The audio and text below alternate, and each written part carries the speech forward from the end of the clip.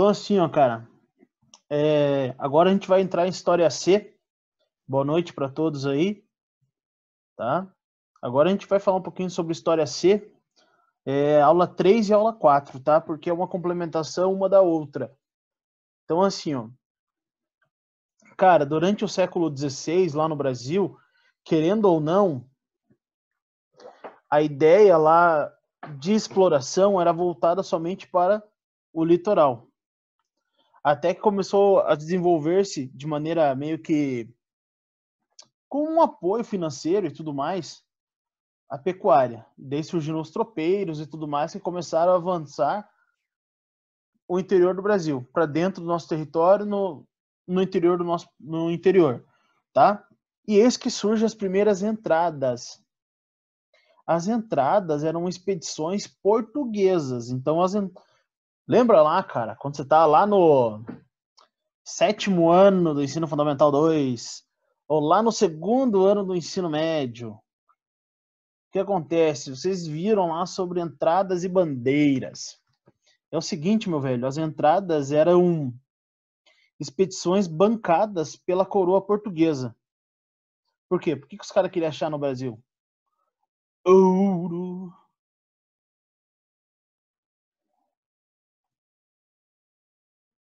Então, assim, o que eles queriam... O que eles estavam querendo achar no nosso território? Ouro. A ideia principal era encontrar ouro. A questão é que estava demorando muito para se encontrar esse ouro no nosso país. E quando eu digo estava demorando muito mesmo. Eis que perto de São Vicente, atual estado de São Paulo, começaram a surgir as primeiras bandeiras. O que foram as bandeiras? Bandeiras foram expedições particulares bancadas pelos donatários, tá? Então, assim, quando a gente fala lá sobre entradas e bandeiras dentro do Brasil, as entradas eram as expedições portuguesas, financiadas pela coroa. As bandeiras eram expedições particulares bancadas pelos donatários que comandavam as comunas do Brasil daquela época, tá? Do Brasil colônia. Qual era o objetivo desses caras? Achar ouro, beleza? E daí das bandeiras vem os bandeirantes. Tranquilo? Então, assim, ó, a ideia era achar metal precioso e capturar nativo. Mas por que capturar indígena? Cara, é o seguinte, porque no sudeste do Brasil não tinha muito escravo. A maioria dos escravos, elas estavam concentradas no nordeste do Brasil. Por quê? Porque até então a principal fonte de renda do nosso país ainda era a cana-de-açúcar. Então a mão de obra estava voltada para a exploração de cana no Nordeste. Porém, na região de São Vicente, atual São Paulo, esses bandeirantes foram em busca de ouro e caçar índio. A ideia era essa mesmo, caçar indígenas para ter mão de obra barata e em abundância, tá? Eis que em 1693, foram encontradas as primeiras jazidas de ouro, mas ouro de aluvião. Não sei se vocês já ouviram falar nesse tal de ouro de aluvião. Ouro de aluvião é tipo um pozinho bem fininho. Fininho, né? Fininho. Fininho não, né? Bem fininho. Encontrado lá em beirada de rio. Era encontrado na beirada de rio.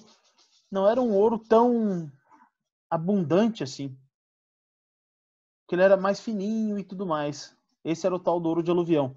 Ele foi encontrado principalmente no Paraná, no nosso litoral aqui, Paranaguá, Guaratuba e também Santa Catarina, beleza? No litoral de Santa Catarina. Até que, em 1693, começa de fato o ciclo da exploração de ouro e diamante no Brasil. Foi encontrado ouro no Brasil pela primeira vez em abundância na região das Minas Gerais, atual Ouro Preto, beleza? Assim, ó, deixa eu falar uma parada para vocês bem importante. Esses conteúdos de história do Brasil, Brasil colônia, eles tendem a cair de maneira esporádica. Em que sentido? cai muito... mas por que os portugueses resolveram entrar dentro do nosso território, sertão adentro?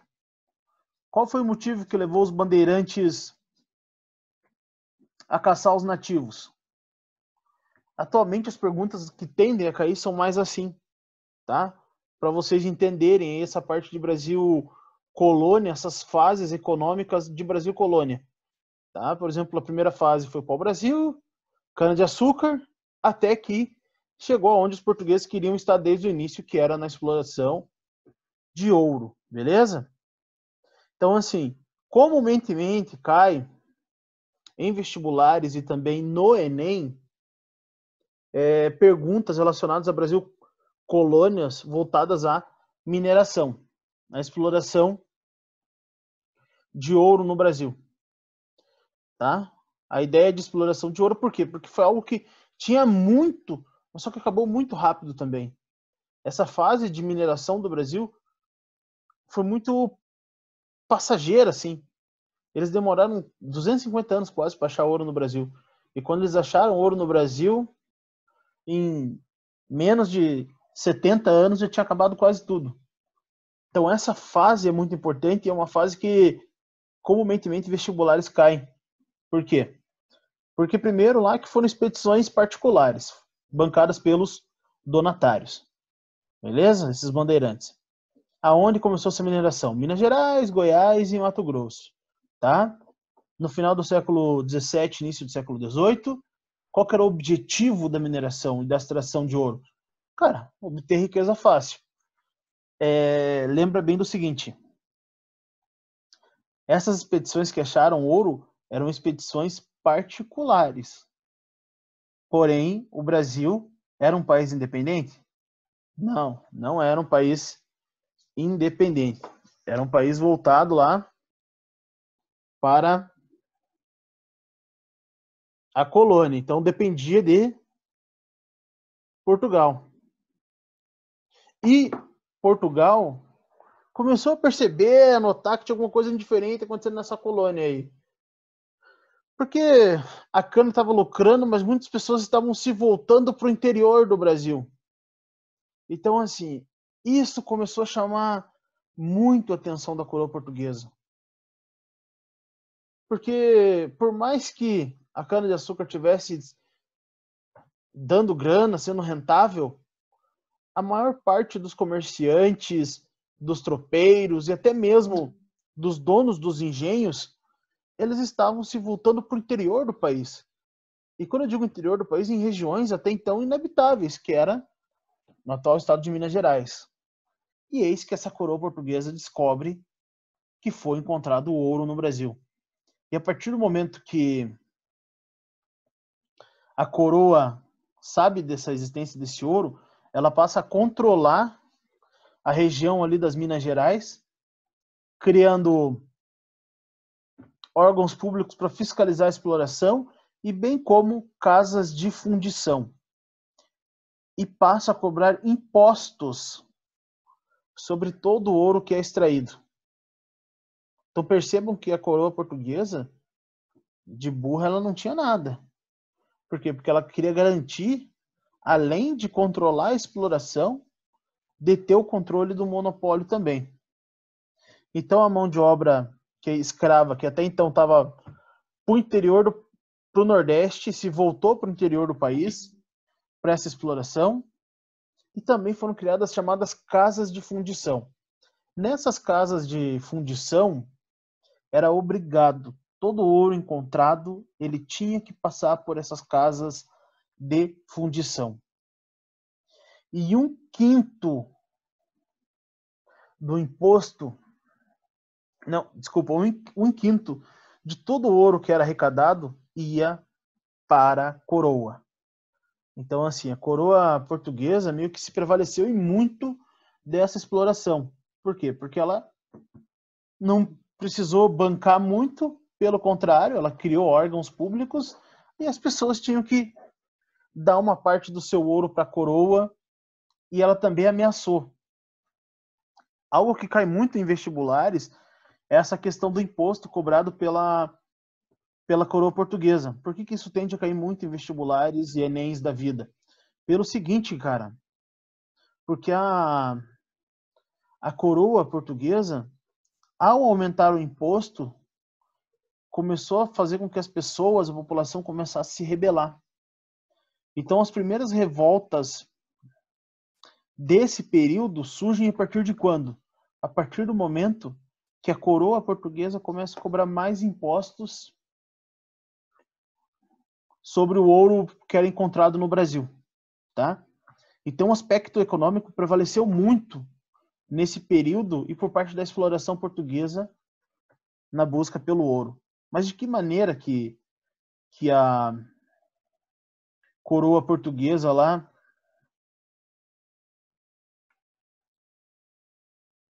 Deixa eu ver uma coisinha aqui.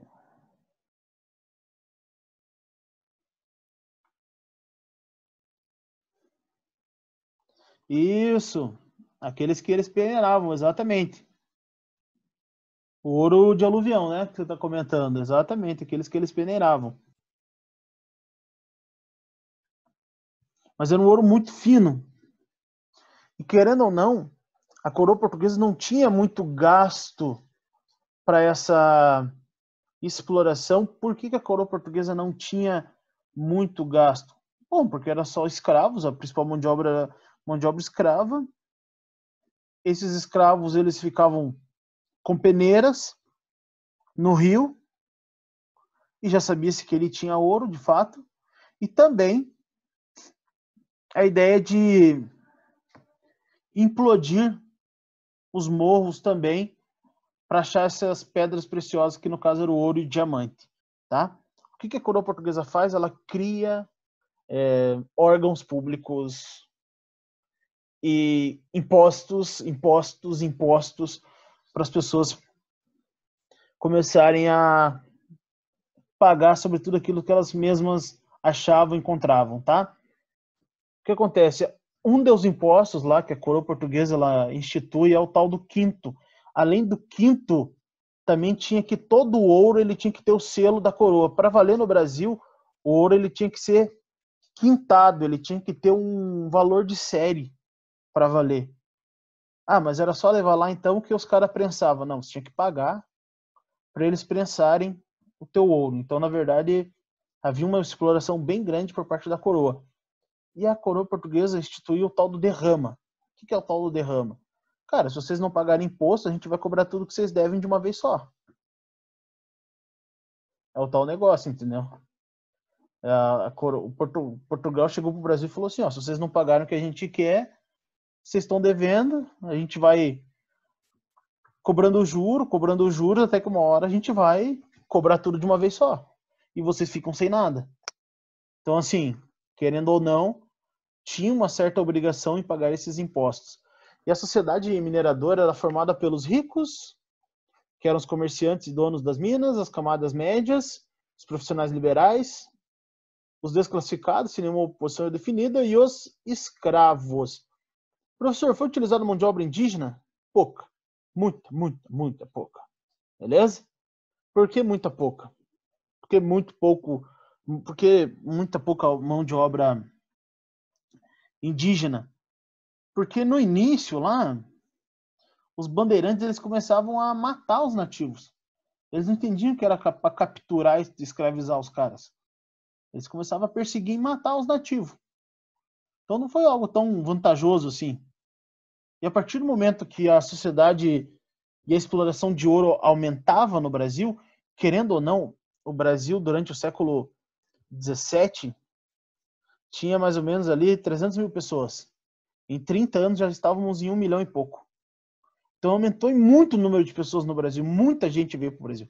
Muita gente veio para o Brasil para explorar. E, logicamente, vários escravos foram trazidos para a região de Minas Gerais, das Minas Gerais. Beleza? Sociedade mineira. A sociedade mineira era urbana, formação das cidades, móvel porque ela vivia transitando, e também paternalista, tá? Uma característica dessa sociedade mineira e também dos urbanos é o seguinte: no Brasil, no século XVII e século XVIII, já tinha algumas escolas, mas só os ricos frequentavam essas escolas e eles eram mandados para a Europa para estudar, para fazer faculdade. E isso para o Brasil foi muito importante, por quê? Porque alguns dos jovens ricos de famílias elitizadas de Minas Gerais acabam voltando e trazendo as ideias mais republicanas, inspiradas no iluminismo, como a gente vai ver mais para frente, beleza? Qualquer dúvida, você me pergunte. Qualquer dúvida, você pode me perguntar. Não tem problema. Se você quiser que eu passe uma receita de bolo, eu passo também. Não tem problema nenhum. Eu invento uma aqui, rapidinho, e a gente conversa. Tá? Então, assim, ó. Desdobramentos da mineração. Contribuiu para a formação de um mercado interno na colônia, desenvolvimento da agricultura e da pecuária. Isso é coisa muito importante, porque a mineração no Brasil, por mais que ela tenha sido algo repentino, né? Mas transformou a sociedade brasileira porque aumentou em muito a população brasileira, tá? E a partir do momento que aumenta a população brasileira, a desigualdade social, ela tende a aumentar em muito. E a partir da mineração que a gente começa lá, e é a partir da mineração que os brasileiros que aqui viviam, eles passam a entender o fato da independência e a importância da independência. É a partir da mineração que a gente começa a ter a ideia, por mais que seja pouca, mas ideias voltadas lá para o movimento republicano e para a independência, como a gente vai ver mais para frente, beleza? Então, quais foram os desdobramentos da mineração? Contribuiu para a formação de um mercado interno na colônia, desenvolvimento da agricultura e da pecuária, estimulou a formação das cidades e desenvolvimento do artesanato. Cara, isso é muito importante. Esse desenvolvimento do artesanato, vocês já viram uma expressão assim, o santo do pau oco? Não sei se já ouviram essa expressão. O santo do pau oco. Da onde surgiu essa expressão assim? Por quê? Porque o santo do pau oco no linguajar aí, é aquele cara que é santo, mas apronta das suas. Engana muito bem. Mas de onde surgiu a ideia de santo do pau oco? Cara, durante esse período da mineração, as cidades começaram a se desenvolver. E se as cidades começam a se desenvolver, o artesanato também começa a se desenvolver. E a arte barroca, ela vai se fortalecer muito no Brasil, porque a arte barroca é voltada para esculpir santos, imagens voltada para a Igreja Católica. Tanto é que um dos personagens principais da arte barroca é o Aleijadinho. E muitos tentavam traficar e transportar de maneira ilegal barras de ouro. Mas se a coroa pegasse, meu amigo, já era, você ia ser enforcado. Então, qual que foi a ideia dos caras? Criarem imagens através do artesanato de madeira ou de barro, mas por dentro elas eram ocas. Para quê? Para colocar o ouro dentro dessas imagens. Então, muitas igrejas elas eram forradas. Dentro das imagens tinham várias pedras de ouro ou diamante. Por isso a expressão santo do pau oco. Beleza? Essas curiosidades, assim, é bom a gente saber porque vai que caia e tudo mais, né? Outra coisa importante também que a mineração fez no nosso país. Desloca o polo econômico do Nordeste para o Sudeste. Isso é importante por quê? Porque a gente muda a capital do Brasil. É a partir da mineração que nós mudamos a nossa capital. Durante a primeira fase de exploração colonial, a nossa primeira capital é Salvador. Porém, com o avanço da mineração, precisava-se de uma cidade mais próxima da área de mineração em que não ficasse tão dentro do interior do Brasil. Eis que eles pensaram em qual cidade? Rio de Janeiro. Então, a partir de 1763, Rio de Janeiro torna-se a segunda capital do Brasil. Então, a primeira capital do nosso país foi Salvador e a segunda, Rio de Janeiro. Tranquilo? Cara, esse slide aqui, ó, meu amigo, ele é muito importante. Beleza? Esse slide aqui, ó, dos desdobramentos da mineração, cara, é importantíssimo. Beleza? Tranquilo até aqui, gente? Podemos continuar? Então tá bom. Se vocês quiserem que eu faça alguma atividade com vocês, por favor, me perguntem que a gente responde aí, faz algumas atividades em conjunto. Tem umas aqui que eu quero fazer até com vocês. Tem umas aqui que eu separei já até para a gente poder fazer. Beleza? Se vocês quiserem, né? Lógico. Só deixa eu me achar aqui no meio dessa bagunça. É isso mesmo. Não tá errado, não. É isso mesmo. Então, assim, ó. Agora, aula 4, apostila 2, movimentos nativistas e revoltas de pré-independência no Brasil.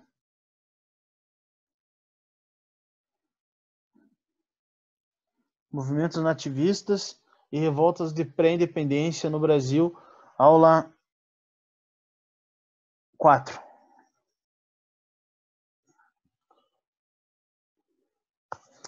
Então, assim, ó, cara, durante o período colonial, estava em vigor também uma coisa muito importante, que era o Pacto Colonial. O Pacto Colonial, deixa eu ver se tem um slide aqui que eu falei certinho sobre ele. Não. Acho que eu já mandei para vocês. O Pacto Colonial era o apoio, o elo entre colônia, Brasil, e sua metrópole. Então era um exclusivo comércio entre metrópole e colônia. Porém, esse pacto colonial no Brasil estava bem saturado, por quê? Graças a Portugal. Porque os portugueses começaram a explorar demais o nosso território. A ideia não era povoar, era explorar mesmo, extrair riqueza o máximo possível. Desde o início era isso. E eis que eles acharam uma fonte que até então era o que eles mais queriam, que era ouro na colônia brasileira, e eles acharam. Então aumentou muito a exploração, e isso fez com que a sociedade brasileira da época colonial começasse a se rebelar, se revoltar contra esse pacto colonial e esse exclusivo comércio com somente Portugal, sendo que tinham outros reinos interessados em comercializar com o Brasil, tá? E a partir desse momento, desse pacto colonial e dessa exploração de maneira exagerada e o aumento de impostos da coroa portuguesa, começa a surgir várias rebeliões no Brasil.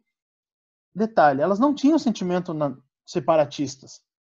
Essas manifestações, elas por si só, elas não queriam se separar do Brasil. Pelo contrário, cara. Elas só queriam estabelecer uma relação amigável com a metrópole. A ideia não era se separar de Portugal, era estabelecer práticas de comércio viáveis entre ambas. Beleza? Então, assim, ó, os movimentos nativistas no Brasil foram a Revolta de Beckman, lá no Maranhão, a Guerra dos Mascates, em Pernambuco, a Conjuração a Guerra dos Emboabas, lá no Minas Gerais, a Revolta de Vila Rica e também a Aclamação do Amador Bueno em São Paulo. Então eu coloquei aqui pra gente, para falar certinho, basicamente, o que foram essas revoltas e o que elas tinham em comum. E por que elas foram chamadas de revoltas nativistas. Elas ocorreram no século XVIII do Brasil, num período pré-independência, tá? A ideia dessas revoltas era questionar alguma autoridade da coroa portuguesa, tá? A aclamação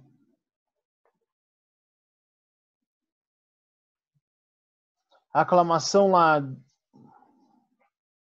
do Amador Bueno em 1641 foi em São Paulo, porque os comerciantes eles queriam uma maior autonomia de São Paulo, de São Vicente, E eis que eles começaram a apoiar o rei de São Paulo, que no caso era Amador Bueno, tá? Porém, eles não conseguiram isso. A revolta de Beckman, no Maranhão, eles questionavam por que tinha poucos escravos no Maranhão. Então eles se revoltaram por quê? Porque tem pouco escravo. Então a revolta no Maranhão, essa primeira revolta, que é a revolta de Beckman, ela ocorreu por quê? Devido à escassez de mão de obra africana e revolta também contra a Companhia de Comércio. Por quê? Porque os caras estavam segurando todas as economias e não traziam escravizados para a capitania do Maranhão, beleza? A Guerra dos Emboabas ocorreu em Minas Gerais. Professor, mas por que Emboabas?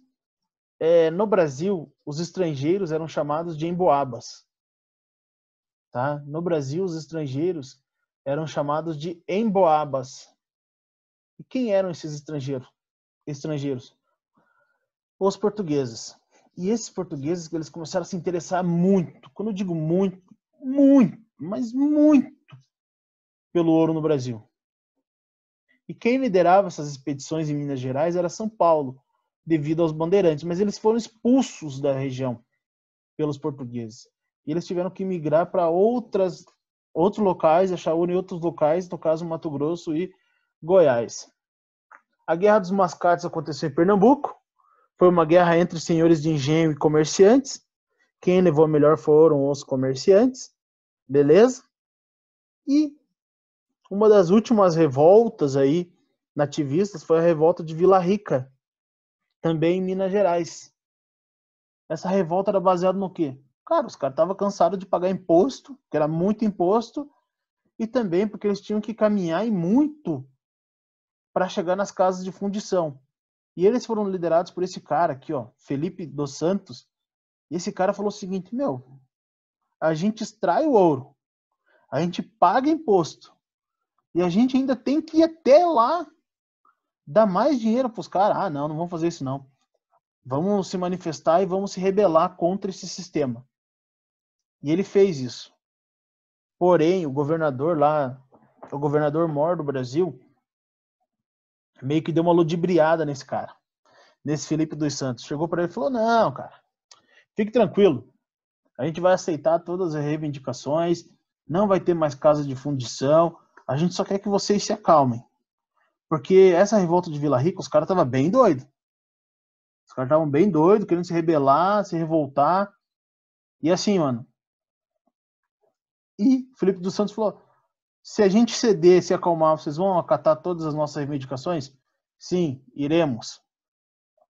Então, beleza. Acabou a manifestação. Sabe o que o governador-geral do Brasil fez? Nada. Pelo contrário. Prendeu o Felipe dos Santos e enforcou ele em praça pública para servir de exemplo. Esse era o Brasil período colonial, época de exploração. E o que esses movimentos nativistas eles têm em comum? Porque foram movimentos aí do início do século XVIII que tinham por princípio, tinham por base lá tentar modificar a estrutura colonial no sentido de diminuir os impostos. E também tentar diminuir, conter o avanço da exploração portuguesa. Funcionou alguns deles? Cara, se eu falar para vocês que nenhum deles funcionou, vocês acreditam? De fato. Mas plantaram a sementinha da discórdia nesse Brasil colonial, beleza? Tanto é que na segunda metade do século XVIII, cara, a partir da segunda metade do século XVIII, querendo ou não, essa produção de açúcar começa a enfraquecer e a produção de ouro também, cara. Por que começa a enfraquecer? Porque a coroa ela passa a cobrar cada vez mais